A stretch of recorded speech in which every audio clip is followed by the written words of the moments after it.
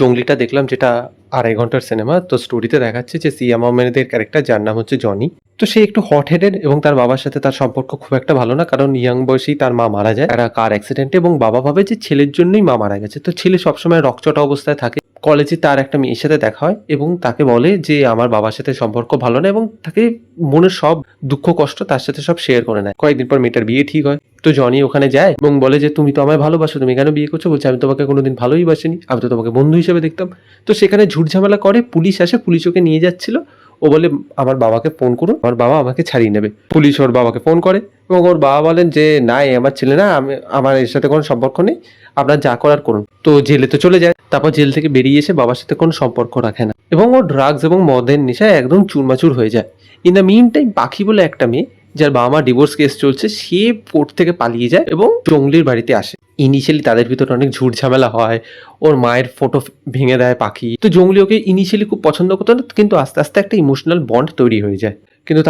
কিন্তু তারপর একজন নিউজ রিপোর্টার পাখিকে খুঁজে পায় এবং তাকে নিয়ে যায়, এবং জঙ্গলির উপর কিডন্যাপ এবং চাইল্ড অ্যাবিউজের একটা কেস মেরে দেওয়া হয়। কোর্ট কেসে ওঠে এবং প্রমাণিত হয় জঙ্গলি ইনোসেন্ট। জঙ্গলি পাখির সাথে দেখা করতে যায়, যে প্রচন্ড অসুস্থ, এবং জানতে পারে পাখির হাটে একটা ফুটো রয়েছে। তো তারপর ফাইনালি যা হয় যে পাখি মারা যায় এবং জঙ্গলি ডিসাইড করে যে অনাথ শিশুদের প্রতি ও নিজের পুরো জীবন সমর্পণ করে দেবে।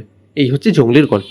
তো সিনেমাটা কিরকম লাগলো? দেখুন, এরকম সিনেমা ইন্ডিয়া আমরা অনেকবার দেখে নিয়েছি। আপনি জানোয়ার বলুন, বা মেহমুদের একটা পুরনো সিনেমা রয়েছে কুয়ারা বাপ, ওর সাথে আপনি অনেকটা সিমিলার পাবেন, যে এরকম একজন ভ্যাগাবন্ড রয়েছে, তার একটা বাচ্চার সাথে দেখা হচ্ছে, things starts to get little different, little emotional. আপনি রাউডি রাঠোরেও এই জিনিসটা খানিকটা পেয়েছিলেন। তো ওইখান থেকে আমাকে নাথিং নিউ দিয়েছে, মানে আমি সেম টেমপ্লেটের জিনিসপত্র আমি দেখে নিয়েছি। ইমোশনাল সিনসগুলো সেই জন্য আমার কাছে খুব একটা বেশি ভালোভাবে কাজ করতে পারেনি। বাট অল অ্যান্ড অল, আমি তো এই লোকটার আগে কোনো কাজ দেখিনি, তো আমি পারফরমেন্স দিক থেকে বলতে পারি he did A dissent work. মানে খুব এই যে এক্সট্রাঅর্ডিনারি তা না, he did A dissent work. হ্যাঁ, আমি ট্রেলার এবং টিজার দেখে যেটা ভেবেছিলাম যে অ্যাকশন সিনস থাকবে, এখানে কিন্তু মেরে কেটে মাত্র দুটো রয়েছে। ওই মেয়েটা যে ওকে প্রেমের ছ্যাঁকা দিয়ে পালিয়ে গেল, তার বাড়িতে গিয়ে একটা ঝুট ঝামেলা করবে, ওখানে খানিকটা রয়েছে। ওপেনিং সিনে একটা ছোট অ্যাকশন সিন রয়েছে, সেটা রয়েছে, এবং গুট্টাচ বাট্টাচের একটা সিন রয়েছে, সেখানেও কয়েকটা লোককে বেধড়ক কেলাবে, তো সেখানে একটা রয়েছে। তো এটাই রয়েছে। এবং তাছাড়া আপনারা যারা এরকম সিনেমা দেখেননি, তাদের জন্য কিন্তু এটা ইমোশনালি খুব কাজ করতে পারবে। এবং এখানে বিভিন্ন জায়গায় যে ইমোশনাল সেট পিসগুলো রয়েছে, সেইগুলো বেশ ভালো।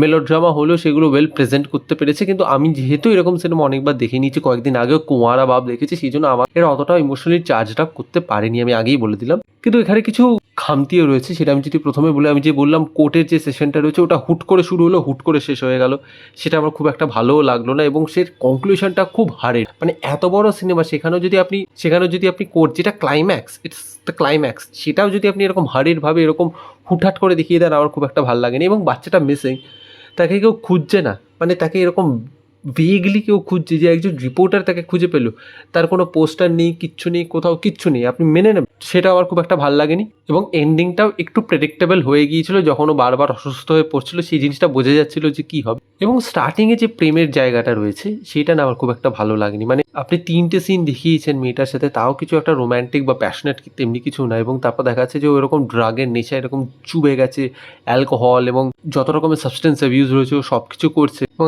আমাদেরকে আপনি মেনে নিতে বলছেন যে দুটো ইন্টারাকশনের পর একটা ছেলে এরকম পাগল হয়ে গেছে, তার তো সেরকম কিছু একটা প্যাশনের দেখাতে হবে, ওরকম বিল্ড আপ দেখাতে হবে, যে কারোর সাথে কিছু করতো না, কারোর সাথে কথাবার্তা বলতো না, একদম একাকিত্বে থাকতো। মেয়েটা ওরকম আসে, একটা সফট কর্নার ওর জন্য তৈরি হয়, সেই জন্য মেয়েটাকে কোনোভাবে টাচ করতে পেরেছে, সেই সমস্ত কিছু নেই। ইমোশনালি টাচ করতে পেরেছে, ইমোশনালি ইনভলভ করাতে পেরেছে, ওই সমস্ত কিচ্ছু দেখায়নি।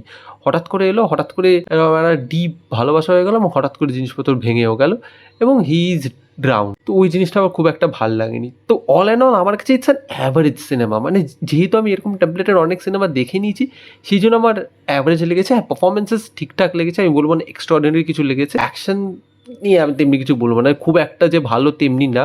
সেকেন্ড অ্যাকশন সিন যেটা গুড টাচ ব্যাড টাচের পর হচ্ছে, সেটা তাও খানিকটা, কিন্তু কিছু কিছু জায়গায় প্রোডাকশন ডিজাইন আমার একদম বাজে লেগেছে। তো all and all it's a mediocre cinema. মানে আপনার যদি হাতে 2.5 ঘন্টা সময় থাকে এবং আপনারা ড্রামাটিক কিছু দেখতে চান, মানে এরকম মেলোড্রামা দেখতে চান, তাহলেই সিনেমাটা দেখুন, নাহলে it will not provide anything new, মানে ফর ইন্ডিয়ান অডিয়েন্সেস, আমি আগেই বলে দিলাম।